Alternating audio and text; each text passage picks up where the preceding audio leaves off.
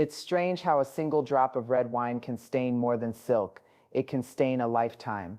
That night, the air in my son's mansion smelled of roasted turkey and luxury. 100 tiny chandeliers hung above the dining room like captured stars. Laughter floated across the long table, polished silver glinting beneath the soft hum of music. It was Thanksgiving in Bellevue, and though the night was perfect for everyone else, I felt like a misplaced note in a flawless symphony. I, Margaret Ellis, 67 years old and long retired from my nursing days, sat at the far end of the table, the quiet corner reserved for those who no longer mattered. My son Daniel was at the head, immaculate in his black suit, his arm resting lightly behind his wife, Isabel. She was radiant, her diamond earrings catching every flash of light as she laughed too loudly, the sound rehearsed and sharp. Daniel bought this gown from Milan, Isabel said, standing gracefully so all eyes could take her in. Only two exist in the world, $12,000, but worth every cent. Laughter rippled like a current. Glasses clinked. I smiled faintly and lowered my gaze to my plate, the reflection of candlelight trembling on the rim of my wine glass. My hands, old, lined, and used to the weight of life rather than luxury, felt clumsy in a world that wasn't mine. The server poured red wine. I nodded politely, though I barely drank. My fingers trembled, maybe from the cold air, maybe from nerves. The glass slipped. Time slowed as a crimson arc spilled across the white tablecloth and straight down Isabel's dress. The laughter stopped. Her eyes widened, sharp and bright. My God, do you have any idea how much this costs? Her voice sliced through the music. The room fell silent, only the faint sound of dripping wine breaking it. I'm so sorry, I stammered, reaching for a napkin. But before I could touch the fabric, a hand struck my face. The sound was louder than the music. Daniel, my only son. Mom, he hissed, his voice trembling with rage. You sip embarrass me in front of everyone. The sting burned, but the real pain was deeper. A slow ache in the heart where a mother keeps her child safe. I saw the guests shift uncomfortably, saw Isabel standing proud, her lips curled in disgust. Next time, she said coldly, if you can sit, hold a glass, stay home. No one spoke. I placed the glass gently on the table, straightened my back and whispered, I'm sorry. Then I walked out, my heels echoing through the marble hall like a farewell. The night air outside was cold enough to bite. I crossed the driveway under a sky of frozen stars, the sound of muffled laughter still leaking through the mansion walls. My hand went to my cheek. It throbbed faintly. As I bent to pick up my purse from where I dropped it near the door, something small rolled toward me, a silver flash drive half hidden in the shadows. I turned it in my palm, smooth, metallic, ordinary. But something in me stilled. I didn't know whose it was, I didn't know what it carried, but I slipped it into my coat pocket anyway. When I drove home that night, the world outside blurred into streaks of red light and rain. The wine stain, the slap, the silence, they looped in my mind like a cruel lullaby. I had lived through loss, grief, and poverty, but nothing hurt like seeing my son's eyes filled with shame at my existence. I parked outside my small apartment, sat still, and whispered to myself, that night I thought I'd lost my son. I didn't sit, no, I'd also found my weapon. When I was a nurse, I used to tell the young interns that wounds don't always bleed on the outside. Some take years to show. That night after the slap, I sat in my small apartment with a cup of tea that went cold between my hands and thought of every silent wound I'd carried through life. I wasn't born into money or comfort. I was raised in Spokane, in a small yellow house that always smelled of soap and black coffee. My husband, Thomas, was the only man who ever made me laugh with my whole chest. We built our life from scraps, secondhand furniture, dreams that cost nothing but time. When he died in a factory accident, our son Daniel was 12. I remember the way he clutched my coat at the funeral, whispering, it's just us now, right, Mom? Just us. I went back to the hospital the next day. There wasn't time to fall apart. Grief had to wait behind the night shift and the smell of antiseptic. I sewed other people's wounds while mine bled quietly inside. Every paycheck went to Daniel's future. I sold the house where his father and I planted our first tree so that he could go to college in Boston. When I signed the papers, my hand shook, but I smiled. It isn't a loss, I told myself. It's a gift. And for a while it seemed worth it. Daniel thrived. He called every Sunday. He said he'd make me proud. He did, at least until pride became distance. When he joined a biotech firm in Seattle and married Isabel Cortez, the daughter of a pharmaceutical tycoon, I thought I'd finally see him safe and happy. But wealth has its own language, one I never learned to speak. The first time I visited their home, Isabel offered me champagne and then placed the glass back on the tray before I could touch it. "Sorry," she said, smiling. "These are crystal. They chip easily." After that, the invitation slowed. Christmas turned into polite messages. Phone calls into silence. I kept pretending not to notice. I baked pies and left them at their door when I passed through Bellevue. I told myself love didn't need to be seen to exist. But love, I learned, can starve quietly while you keep feeding it hope. That Thanksgiving, when Daniel's hand struck my face, it wasn't just humiliation that landed, it was the truth. My son, the boy who once waited for me outside the hospital gates every night, had vanished into a stranger wearing his face. As I sat alone in my apartment, I tried to remember the last time he'd called me mom without sounding distracted. I couldn't. The city outside was sleeping under a thin veil of rain, but my mind was restless. On the table, the silver flash drive glinted under the lamp like a secret. I reached for it, then stopped. Some things are better left unknown, I thought. Then again, some wounds never heal until you look directly at what cut you. I plugged it into my old laptop. The screen blinked. And the past, everything I had sacrificed, everything I had lost, began to stir. When the screen came to life, my hands trembled over the keyboard. For a moment, all I saw were file names, numbers, codes, and sterile labels like accounts_q3.xlsx and confidential_fund_transfer.pdf. It could have been anything, but something inside me, the same instinct that used to make me spot danger in a patient's eyes before their vitals changed, told me this was no ordinary storage drive. I opened the first file. Rows of figures filled the screen, millions of dollars transferred from Biocore Research Fund, Daniel's division, into strings of foreign accounts. Switzerland, Singapore, the Cayman Islands. I frowned the way I used to when a patient's chart didn't make sense. Then I saw the author's name in the file properties, Isabel Cortez Ward. And just below that, the sign-off Chief Financial Officer, Biocore Labs. My heart slowed, but my mind sharpened. I clicked through more folders, contracts, internal memos, encrypted PDFs, and then buried in a folder called Private, an email chain. From Isabel Ward to Victor Devera, CEO, Velastra Pharma. Once the shares are transferred, the merger will finalize under Velastra's name. Daniel won't know until it's done. My family will hold the controlling stake. It's cleaner that way. The screen blurred. For a second, I thought my old eyes had finally given up on me, but no, it was the tears. I wiped them away before they could fall on the keyboard. She wasn't just stealing from the company, she was stealing Daniel's life, the empire he'd worked for, the future I'd sold my past to build. A slow, shaking breath escaped me. The humiliation of that dinner, the sting of his hand, the silence that followed, it all came rushing back, burning hotter now, edged with a clarity I hadn't felt in years. In my 40 years as a nurse, I'd watched people fight death with every ounce of strength they had, but this was something different. This was a mother watching her child die by deception while smiling beside the killer. I sat still for a long time, staring at the glow of the monitor. The rain outside grew heavier, a steady rhythm against the glass like a countdown. Then I whispered into the quiet, "If the world has forgotten me, that sits fine, but I once let it forget what sits right."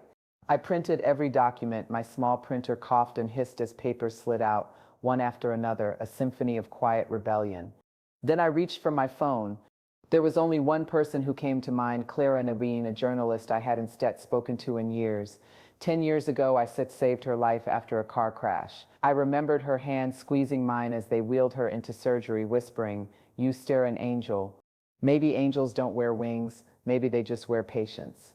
I found her old number and called.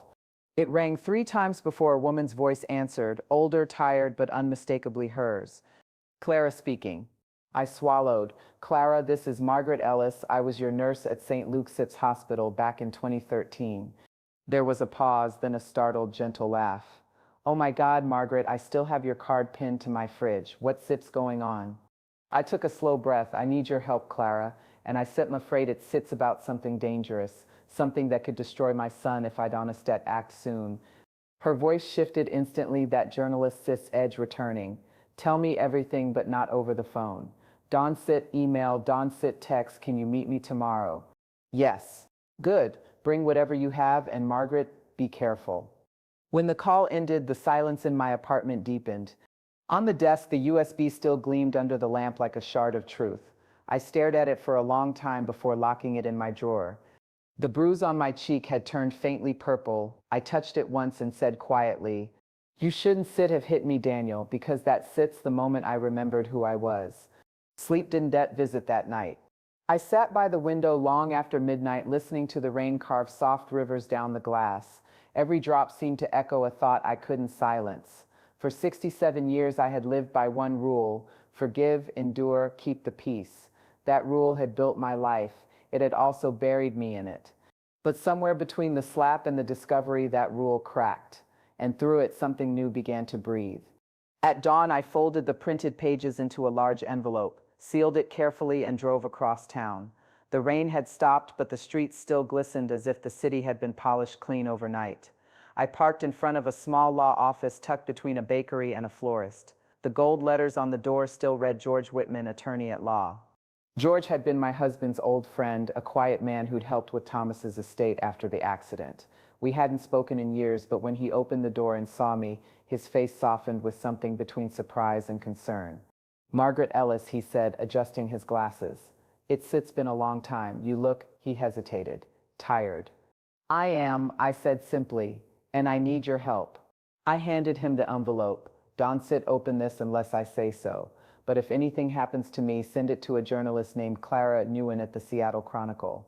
He studied me for a long moment before nodding. "I owe Thomas that much. You till have my word."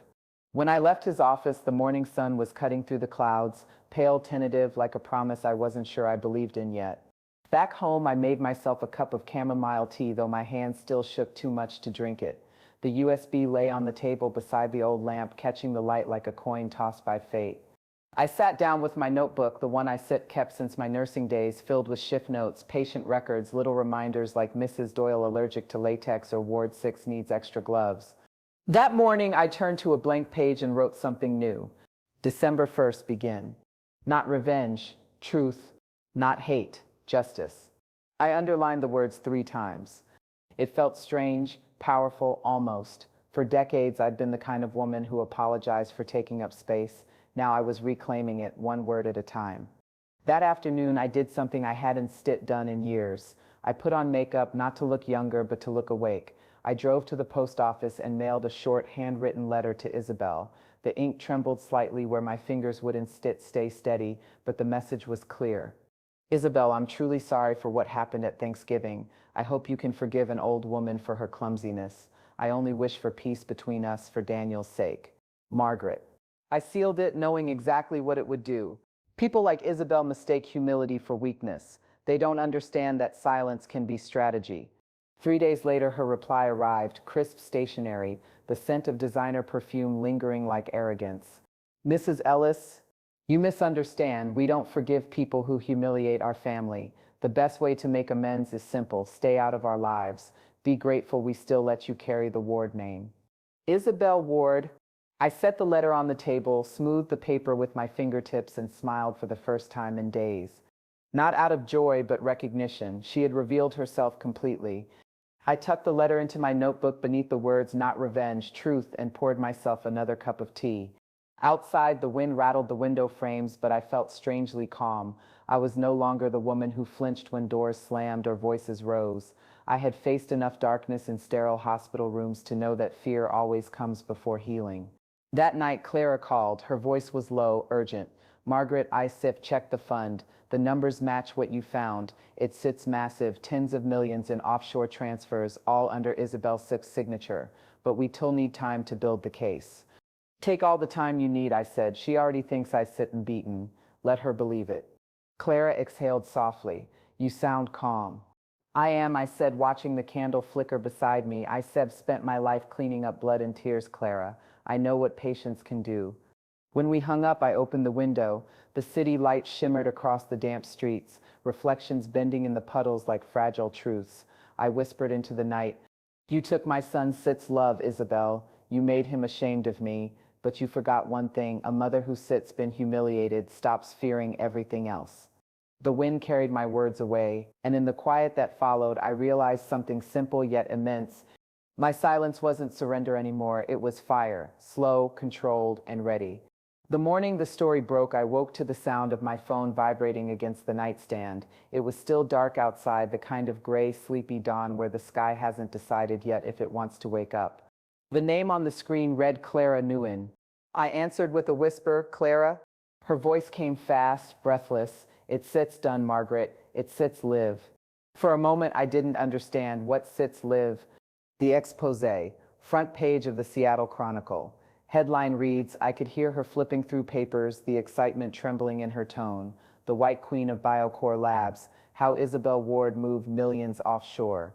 I sat up slowly, my heartbeat echoing in my ears. They published it. They had to. The evidence was airtight. The SEC 6 already moving in. She sits finished. I didn't speak. I couldn't sit. I just stared at the pale light creeping through the curtains as Clara continued. Margaret, you did it. You saved him. But I wasn't sure I had, because saving someone sometimes means destroying the world they built around themselves. After the call, I put on my old cardigan and walked to the corner cafe. I ordered black coffee and took a seat by the window, watching as people on their way to work scrolled through their phones. The hush of the city morning was different that day, charged, alive. Then I saw it. A young woman at the next table gasped softly, "Oh my God, isn't that Isabel Ward?" She turned her phone toward her friend. There it was, Isabel's face, perfect even in disgrace, splashed across a digital front page. The White Queen falls. Subheading Corruption, Betrayal, and the Billion-Dollar Wife. The article was brutal. Details of offshore accounts, falsified audits, manipulation of her husband's company, and secret dealings with rival firms. Everything laid bare. I stirred my coffee slowly, the spoon clinking against porcelain. I didn't smile. Justice doesn't always roar. Sometimes it just hums quietly inside you, like a heartbeat finally finding its rhythm again. Around noon, my phone rang again, this time the number I knew too well. Daniel. I hesitated before answering. His voice came through tight, broken. "Mom, are you seeing the news?" "Yes." "I can still believe this. Isabel says it sits all lies. She sits saying someone set her up. She mentioned you." "Of course she did." "She sits scared, Daniel," I said softly, "and scared people say anything to stay clean." He was quiet for a long time. "You didn't have anything to do with this, did you?" I wanted to lie, to tell him I was just as surprised as he was, but the truth had become too heavy to hide anymore. "I did what I had to," I said, "for you." He hung up without another word. That evening, the television in my apartment flickered with breaking news. Isabel Ward, CFO of Biocore Labs, had been detained for questioning. Cameras flashed as she stepped out of her mansion, her once elegant composure cracking under the glare. Her lawyer barked at reporters. She kept her chin high, but her eyes darted like a cornered animal's. I leaned closer to the screen, my reflection ghosted against hers. "You built your throne on lies, Isabel," I whispered, and I just turned on the light. 2 days later, the phone rang again. This time it wasn't Daniel, it was her. Her voice came through the line low and venomous. "You think you sip one, old woman?" "No," I said evenly. "I think the truth won." She laughed bitterly. "You still regret this. I still make sure your son hates you for it." I didn't flinch. He already did, Isabel. The only difference now is that he still know why. The silence that followed was heavy, pulsing. Then the line went dead. I sat still for a long time, listening to the quiet hum of my apartment. Then I took the kettle off the stove, poured myself another cup of tea, and finally allowed my hands to stop shaking. It wasn't triumph I felt.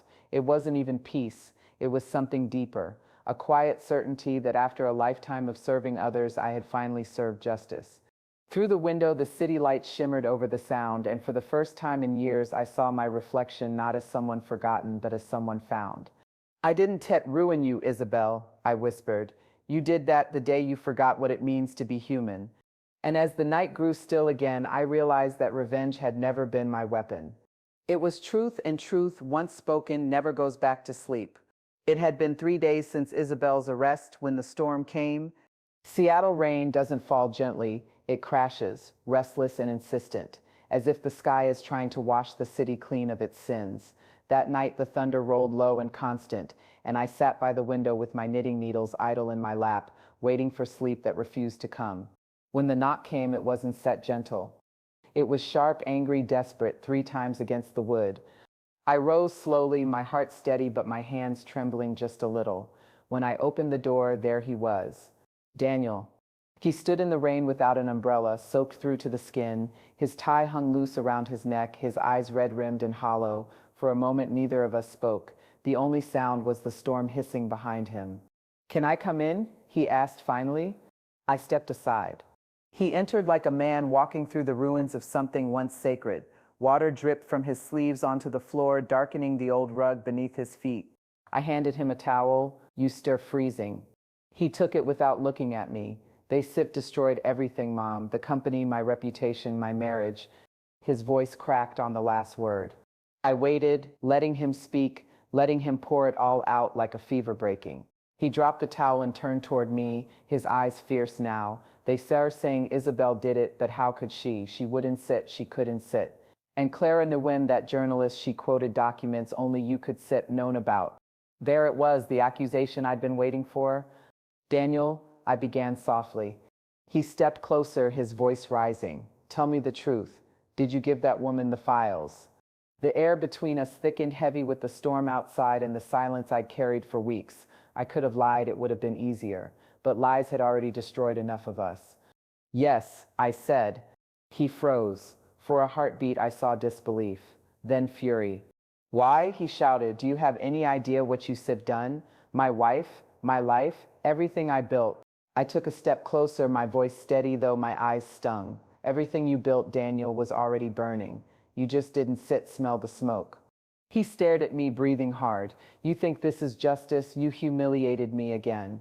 First at that dinner and now—" "Stop," I said quietly. "Don't you dare talk about humiliation as if I don't know what it feels like.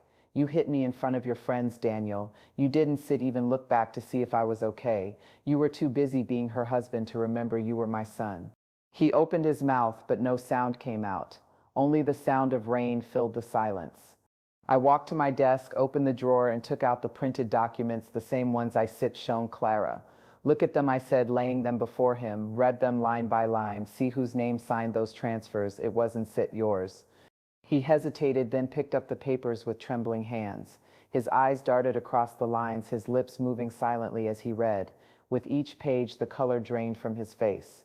Finally, he sank into the chair across from me, the papers slipping from his grasp like feathers. She used my accounts," he whispered. "She framed me." I nodded. "She was never building a life with you, Daniel. She was building an empire over you." He covered his face with both hands. For a long while, we sat in silence. The storm outside softened to a steady patter, like the city itself was listening. When he finally looked up, tears traced the same path the rain had on his cheeks. "I'm sorry, Mom," he said. His voice was small, broken, honest. "I hit you. I let her poison me against you. I don't know how I became that man." I reached across the table and took his hand. His fingers were cold, trembling.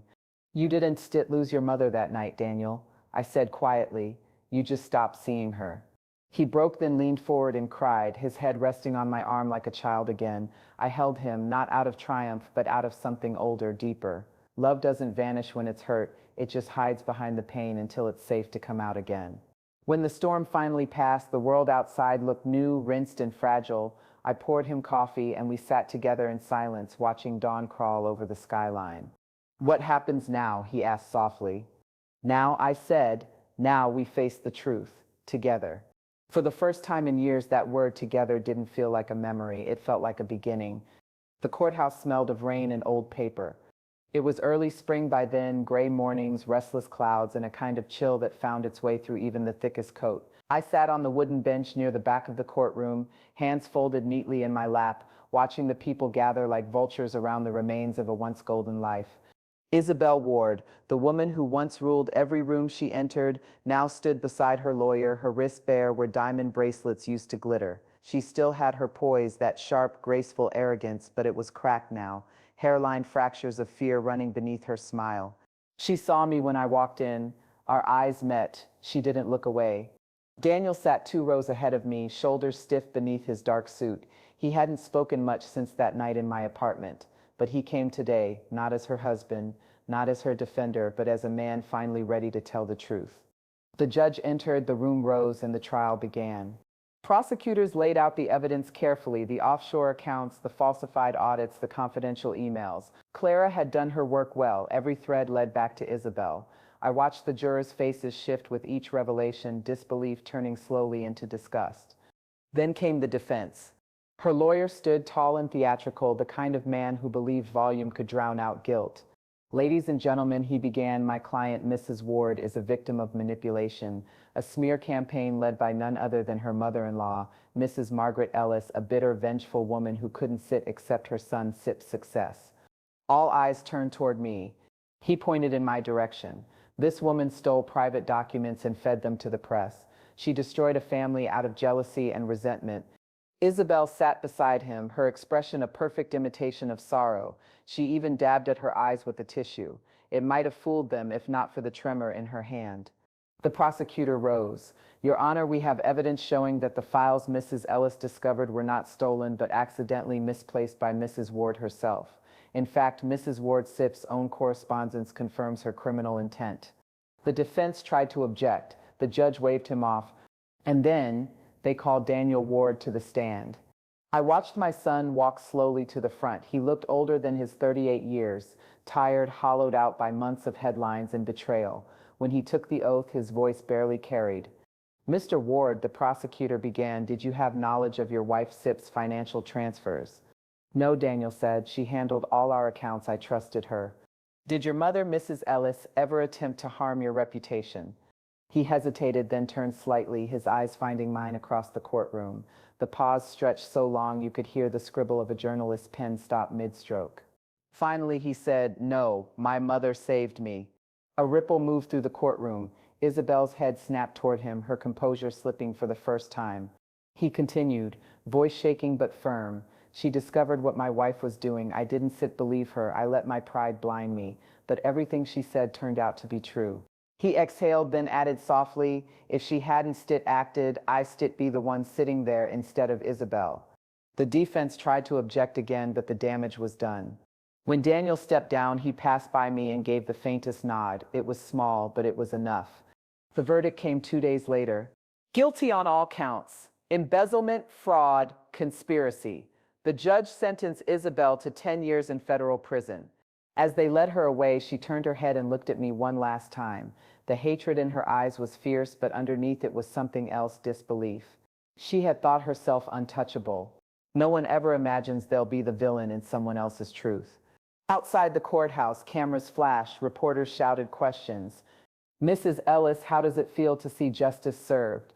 Do you have any regrets? Is this revenge? I stopped on the courthouse steps, the wind tugging gently at my scarf. I looked straight into the nearest lens and said quietly, revenge is loud. Truth doesn't need to be. It only needs light.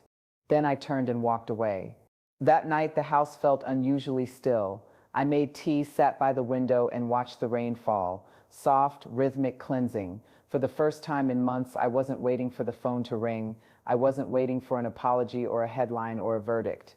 I just sat there feeling something I hadn't in years. Peace. Because in the end, it wasn't about winning. It was about remembering who I was before the world made me forget. It's strange how quiet life becomes when the storm finally passes. After the trial, the noise faded. No more reporters, no more flashing cameras, no more whispers about the mother who exposed her daughter-in-law. What remained was silence, honest and heavy, like the air after rain. Daniel moved back into the city, into a small apartment overlooking Lake Union. He resigned from Biocore Labs, sold the house he once shared with Isabel, and started consulting for a smaller firm. His name would take time to rebuild, but he no longer seemed to care about that. He came by every weekend, sometimes with Sophie, his 9-year-old daughter, who carried her mother's eyes but her father's kindness. She would run into my arms the moment she saw me. Grandma, I missed you. And every time, those words softened something in me that even time hadn't healed. One afternoon, while Sophie painted in the kitchen, Daniel handed me a folded envelope. It's the settlement, he said. Half of what the company recovered after the audit. You deserve it, Mom. I looked at the check inside and pushed it back toward him. No, Daniel, I didn't do this for money. He smiled faintly. I know, but it's not just money. It's what you gave back to all of us, dignity. Start something new for you. That night, I couldn't sleep. I sat by the window, the city lights reflecting in the glass, and thought of the house I'd sold decades ago, the yellow one in Tacoma, where Thomas and I had planted a cherry tree in our first year of marriage. I hadn't been back there in 30 years. 2 months later, I bought it back. The day I signed the deed, I drove out there with Daniel and Sophie. The tree was still there, older, taller, its branches heavy with blossoms. The house looked smaller now, as if time had humbled it, but when I stepped through the doorway, I felt something I hadn't felt in years home. We spent the afternoon cleaning and repainting. Sophie hummed as she helped me scrub the porch steps, her laughter echoing across the yard. Daniel fixed the shutters, his sleeves rolled up like his father used to do. There were no boardrooms, no investors, no cameras, just family, paint-streaked hands, and the smell of spring. As we worked, Daniel said quietly, "I used to think success meant owning everything. Now I think it sits just having someone to come home to." I smiled. "Then you steer the richest man I know." By summer, I turned the garden into something new. The old vegetable patch became a small community space, flowers, benches, a table for tea. Every Sunday, women from the neighborhood gathered there. Some were widows, some divorced, some simply lonely. I didn't call it therapy, though that's what it was in its own quiet way. We shared stories, the kind women often keep locked away because no one asks. I told them mine carefully, not as gossip, but as proof that you can be shattered and still stand. One of them, a soft-spoken teacher named Lillian, said to me once, "You didn't know to take revenge, Margaret. You took your life back." I liked that. It sounded right. Soon a journalist wrote a follow-up story, "The Mother Who Fought Back." It spread quietly online, far from the noise of tabloids. Letters began to arrive in my mailbox, handwritten notes from women across the country. Some said, "You gave me courage." Others simply said, "Thank you for reminding me it's not too late."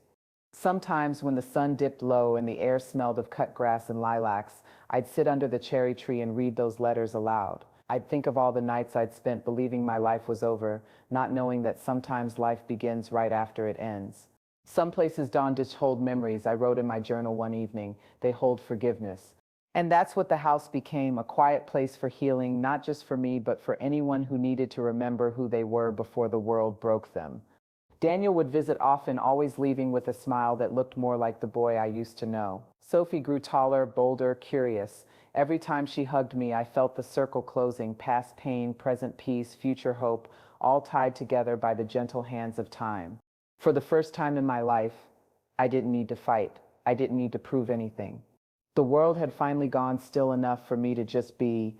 A year later, the house had learned to breathe again. The windows no longer rattled when the wind came through, and the old floorboards no longer creaked in protest. The cherry tree bloomed earlier that spring, its blossoms scattering across the yard like small pieces of forgiveness. Every morning I made tea and wrote in my journal by the window that overlooked the garden. I no longer wrote about pain or justice. Those words had done their work. Now I wrote about things I used to overlook: the smell of wet soil, the sound of Sophie's laughter drifting in from the yard, the way light fell through the leaves in quiet patterns on the kitchen floor. One afternoon, Clara came to visit. She'd become a good friend in the months since the trial. We sat on the porch with slices of lemon cake and talked like old neighbors. She smiled and said, "You know, they still sharing your story online. People call you the woman who turned a slap into a revolution." I laughed softly. "A revolution? I just told the truth." "Sometimes that's all it takes," she said. "The right truth told by the right woman." After she left, I stayed outside, the evening light warm on my face. I watched Sophie chase butterflies through the grass while Daniel packed up tools from the shed. The air was full of the simple sounds of life: laughter, footsteps, the distant bark of a neighbor's dog. For the first time, I felt something I hadn't in decades: enoughness. Enough love. Enough peace. Enough life. Inside, on the old wooden table by the window, a glass of red wine waited, deep, quiet, still. I'd poured it earlier, though I hadn't touched it yet. I picked it up, feeling the cool glass in my palm. The reflection of the sunset danced in it, red, gold, and a hint of purple. How strange, I thought, that the same color that once symbolized humiliation now looked like victory. How strange that what once spilled in shame now glowed with peace. I raised the glass slightly, not in a toast but in remembrance. "To every woman whose sip's ever been silenced," I whispered, "may you find your voice even if it trembles."